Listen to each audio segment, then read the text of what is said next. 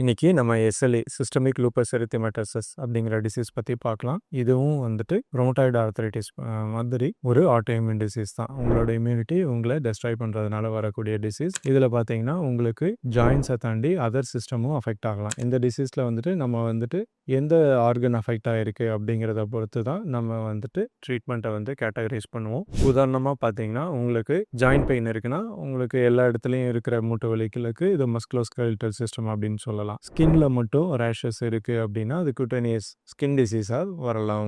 உங்களுக்கு இந்த டிசீஸில் அளவுக்கு அதிகமாக முடி விழுகலாம், எடை குறையலாம். உங்களுக்கு உள் உறுப்புகளும் இந்த டிசீஸில் பாதிப்பு ஏற்படும். உதாரணமாக உங்களுக்கு கிட்னி ப்ராப்ளம் வரலாம், ஹார்ட் ப்ராப்ளம் வரலாம், நுரையீரல் பிரச்சனைகள் வரலாம். இந்த மாதிரி ப்ராப்ளம் வருது அப்படின்னா அதுக்கு தகுந்த மாதிரி ட்ரீட்மெண்ட் கஸ்டமைசபிளாக பண்ணுற மாதிரி இருக்கும்.